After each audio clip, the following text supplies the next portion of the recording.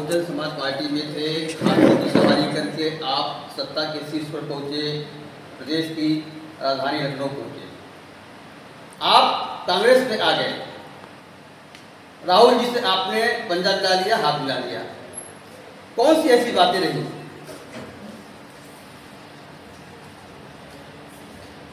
बहुत अच्छा सवाल किया है शर्मा जी आपने।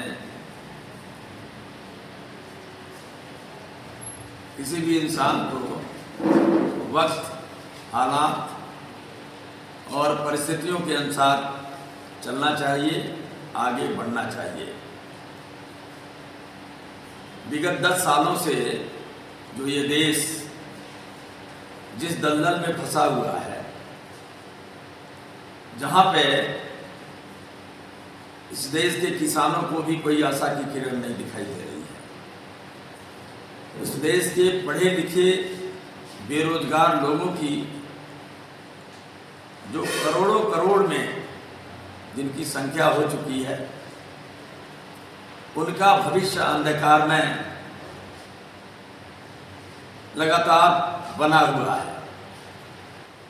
देश की जो समरसता है, देश का जो विश्व बंधुत्व है, देश की एकता और अखंडता है, जो खतरे में बनी हुई है और खतरे में डालने का कार्य विगत 10 सालों से जो केंद्र में सरकार चल रही है, ये प्रायोजित ढंग से ऐसा किया जा रहा है, देश के साथ, देशवासियों के साथ। इस समय जो 10 सालों से प्रयास हो रहा है, लोकतंत्र का दमन कैसे किया जाए, लोकतंत्र को कैसे कुचला जाए, संविधान को कैसे मिटाया जाए।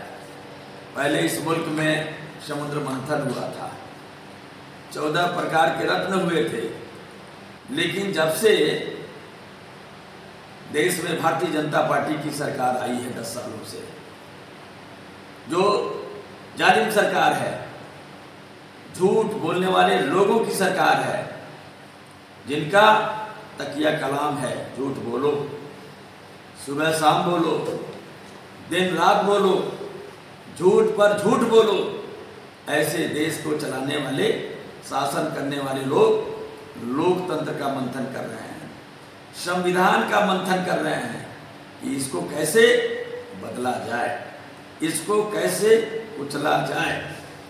मैं लोकतंत्र को बचाने के लिए और संविधान को बचाने के लिए मैंने ये फैसला लिया, इंडिया गठबंधन के साथ जो भी पार्टी के लोग शामिल हैं, उनके साथ कदम से कदम मिला करके उनके आदेश निर्देश का पालन करते हुए इस देश के आवाम तक पहुंचाने का काम, और खास तौर से इंडिया गठबंधन की जो सबसे बड़ी पार्टी है, अखिल भारतीय कांग्रेस पार्टी, चोटी के नेता राष्ट्रीय अध्यक्ष माननीय खड़गे साहब, पूर्व अध्यक्ष परम आदरणीय माननीय सोनिया गांधी जी, पूर्व अध्यक्ष माननीय राहुल गांधी जी, बहन प्रियंका गांधी जी का आशीर्वाद मिला, और इंडिया गठबंधन की सबसे बड़ी पार्टी से जो मुझे उम्मीदवार बनाया गया, मैं उनके हर आदेश निर्देश का पालन करने वाला हूं,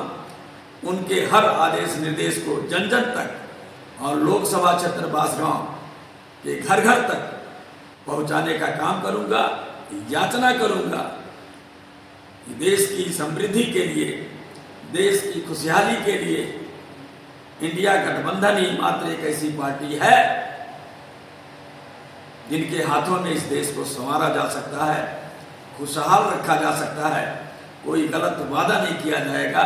इसमें किसानों का हित है, इसमें पढ़े लिखे नौजवान बेरोजगारों का हित है, इसमें देश के भविष्य का हित है, इसमें राष्ट्रीय एकता और अखंडता का हित है। समरसता, विश्व बंधुत्व निश्चित तौर पर फले फूलेगा, आगे बढ़ेगा।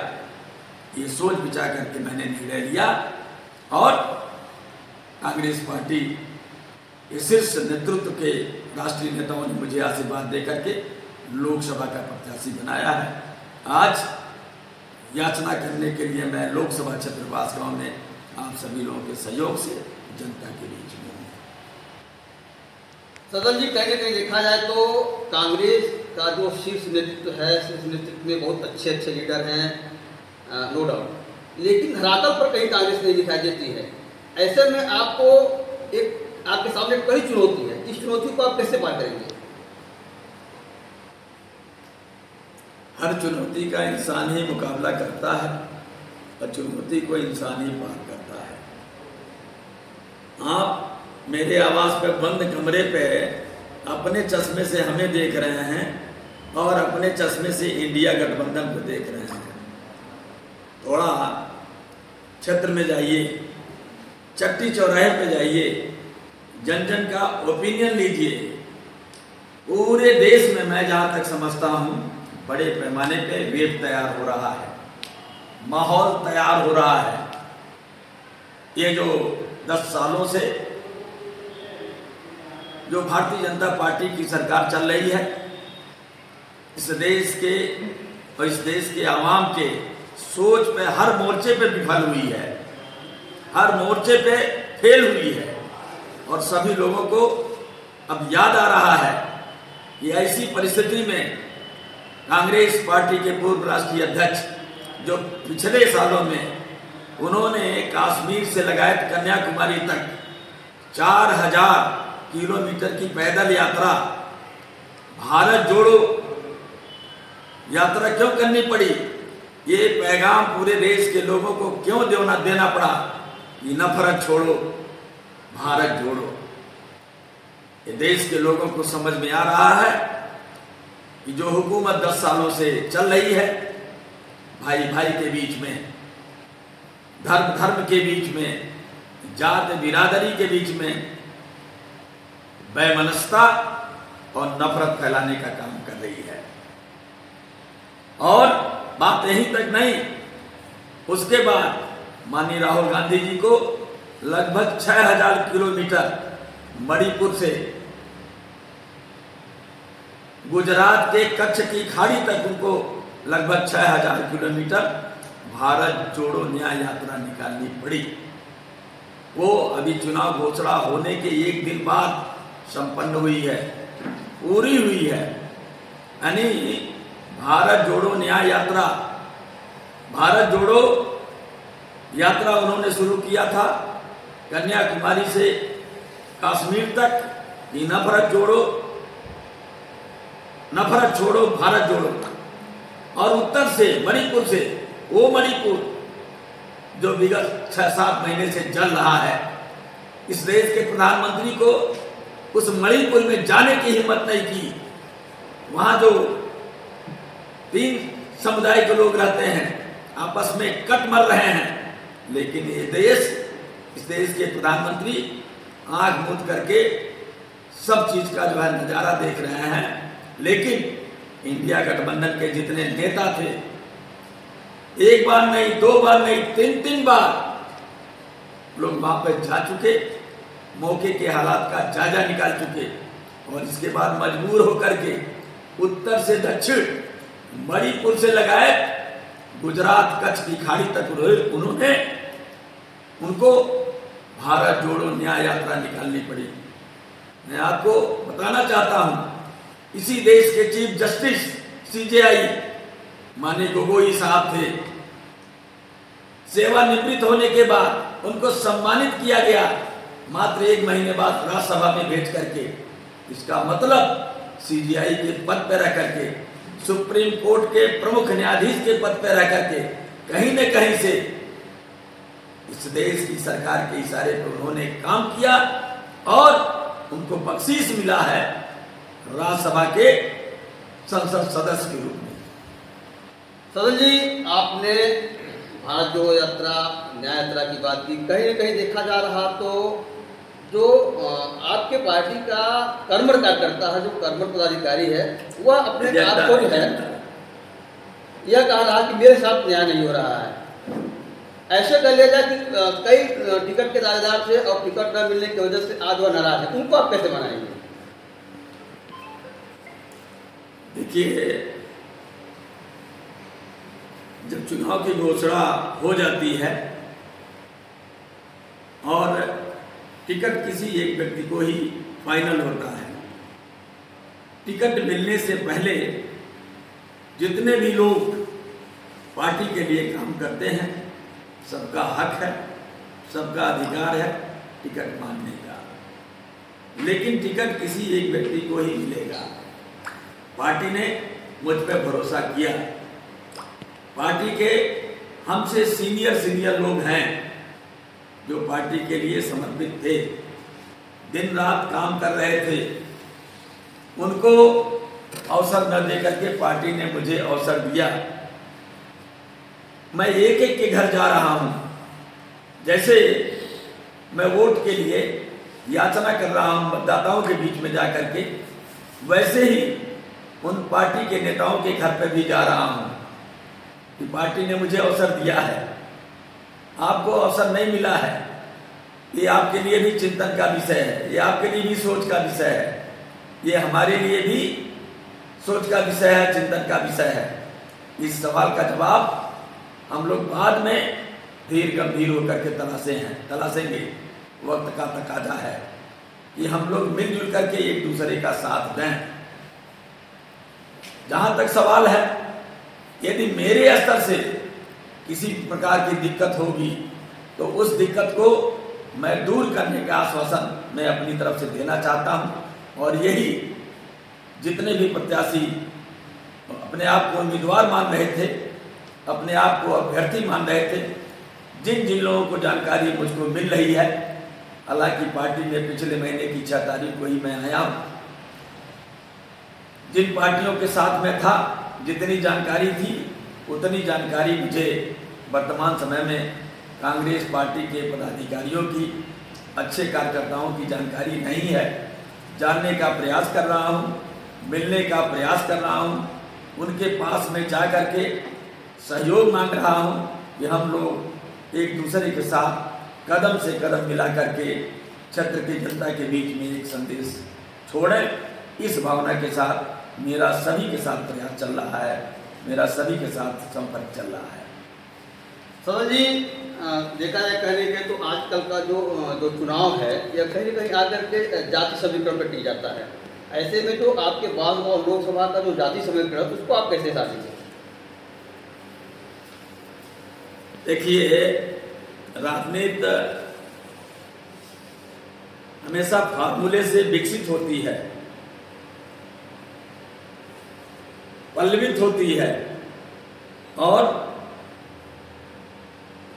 जैसे फूल गुलदस्ते में सुशोभित होता है, उसी तरह से राजनीति के हालात होते हैं। राजनीति धर्म के नाम पे नहीं किया जा सकता है, राजनीति जाति के नाम पे नहीं किया जा सकता है। राजनीति यदि सफल मुकाम तक पहुंचेगी तो प्रिंसिपल के आधार पर पहुंचेगी, सही सोच के आधार पर पहुंचेगी। और इंडिया गठबंधन के राष्ट्रीय चोटी के नेताओं ने इस देश के हित के लिए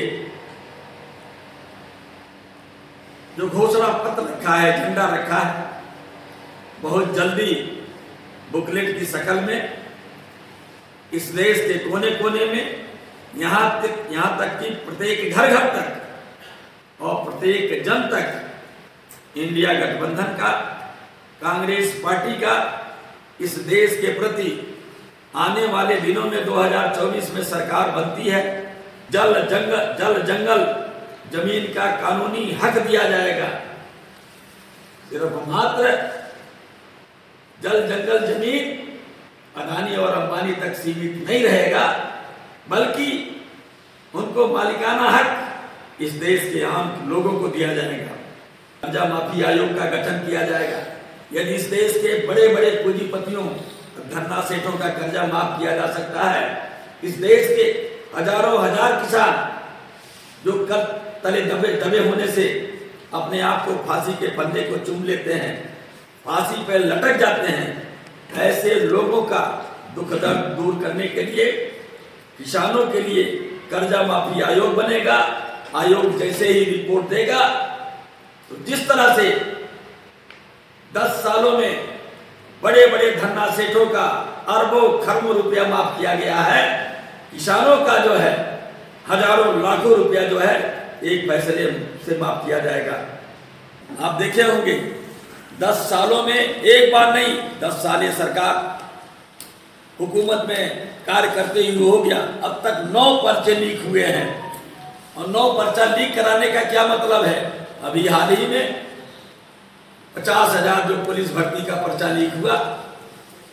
मैं बताना चाहता हूं, अपने संसदीय क्षेत्र के लोगों को बताना चाहता हूं, इसकी मात्र वजह यह है, पेपर इसलिए लीक कराया गया कि संविधान ये जो कहता है कि संविधान के नियमों के तहत अनुसूचित जाति के लोगों को 14% आरक्षण देना होगा, 4% अनुसूचित जाति के लोगों को आरक्षण देना होगा, 27% पिछड़ी जाति के लोगों को आरक्षण देना होगा, 2% फ्रीडम फाइटर जो देश के लिए शहीद हुए हैं उनको आरक्षण देना पड़ेगा।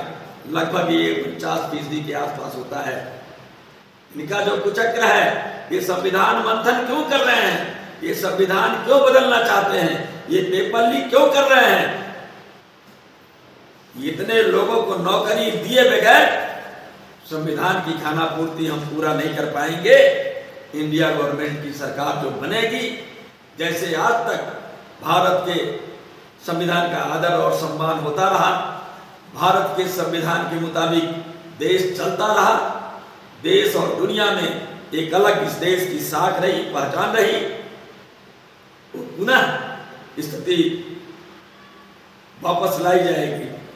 अपने राष्ट्रीय गठबंधन के नेताओं के सोच के आधार पर, विचार के आधार पर, घोषणा पत्र के आधार पर और आपके माध्यम से संसदीय क्षेत्र बांसगांव की जनता से हाथ जोड़ करके मैं याचना करता हूं कि अपना एक वोट, अपना एक अमूल्य कीमती वोट आशीर्वाद के रूप में पंजा निशान के सामने वाली बटन दबा करके रिकॉर्ड मतों से मुझे आशीर्वाद देने का काम करें, मुझे विजयी बनाने का काम करें और जीतने के बाद संसदीय क्षेत्र बांसगांव की सम्मानित जनता को मैं भरोसा दिलाना चाहता हूं कि आपके मान सम्मान की कसौटी पर और क्षेत्र के विकास की कसौटी पर मैं खरा उतरने का काम करूंगा। हर साल बजट सत्र चलता है, बजट सत्र में देश के विकास के लिए जितना बजट होता है, 543 सदस्यों में लोकसभा क्षेत्र बांसगांव का जो 543 जो हिस्सा बनता है पूरे बजट सत्र का, पूरे बजट का 1/543 पूरे बजट का मैं बांसगांव लोकसभा के क्षेत्रों को मैं अपने तजुर्बे और अपने अनुभव के आधार पर विकास के आयाम को संसदीय क्षेत्र बांसगांव के कोने कोने तक पहुंचाने का काम करूंगा। आपके माध्यम से सम्मानित क्षेत्र को मैं ये भरोसा दिलाना चाहता हूं। तो अभी आप देख रहे थे बांसगांव लोकसभा सुरक्षित सीट से हमारे साथ जुड़े हुए थे सदर प्रसाद जी। सदर प्रसाद जी इसके पहले बसपा में थे, इस समय आप जो गठबंधन है सपा और कांग्रेस का, उसके प्रत्याशी हैं, कांग्रेस के आप उम्मीदवार हैं। फिर हम आपसे मिलेंगे अगले वीडियो में, तब तक के लिए धन्यवाद।